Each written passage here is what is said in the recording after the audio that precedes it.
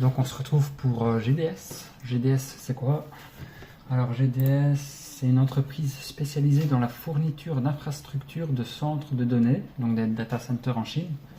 Elle propose des espaces sécurisés et hautement technologiques pour héberger les serveurs et les équipements informatiques des entreprises. Donc concrètement, elle permet aux entreprises de gérer leurs données en toute sécurité grâce à ces centres de données modernes, fiables et connectés.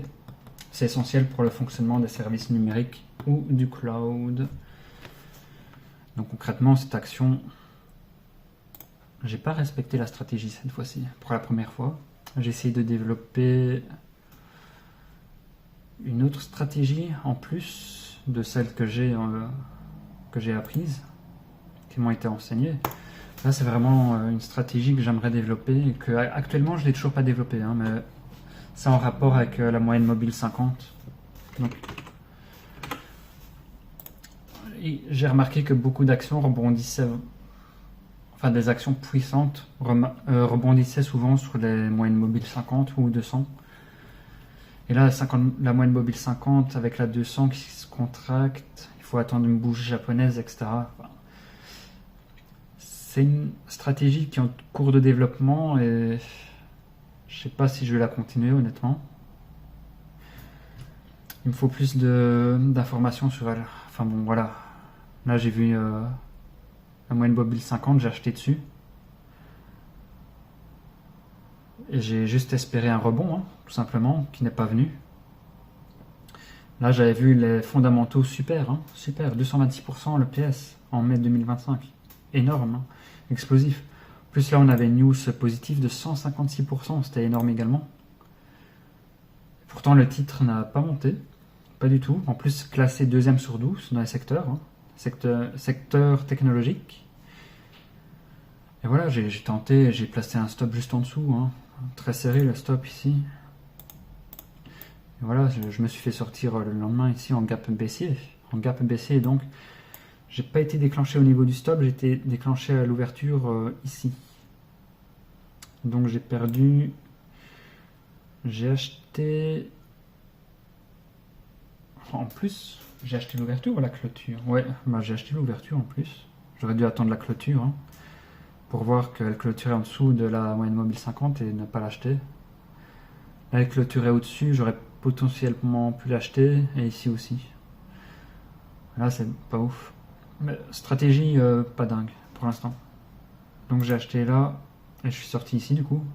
Ça a sauté par-dessus mon stop, hein, le gap. Donc ça a ouvert ici. L'ADR divisé par 2, 8 divisé par 2, 4. Donc je perds 200 € concrètement. 200 € ici.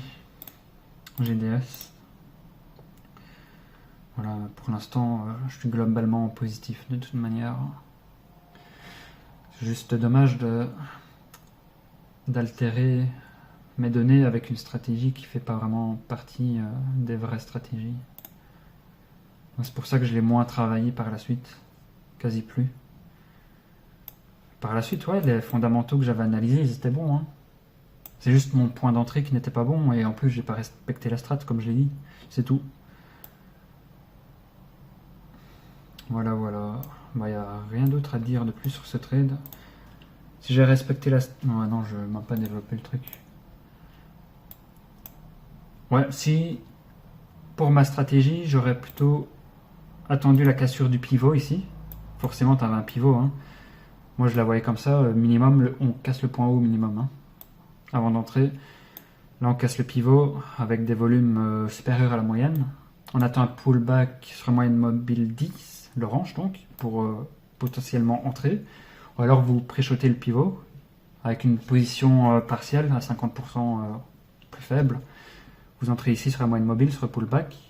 Et puis vous revenez à nouveau dans le trade une fois qu'elle casse le pivot et qu'elle retouche la moyenne mobile 10. Est-ce qu'elle va toucher... Voilà, elle se contracte. On a plusieurs bougies à l'intérieur de la grosse ici, qui la contrôlent, qui contrôlent toutes les bougies. Il faudrait attendre la cassure de cette bougie, principalement. Ou un pullback sera moyenne mobile 10 qui ne s'est pas fait.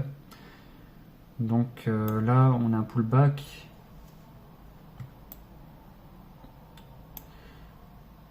Et voilà, pour l'instant, on est ici. Hein.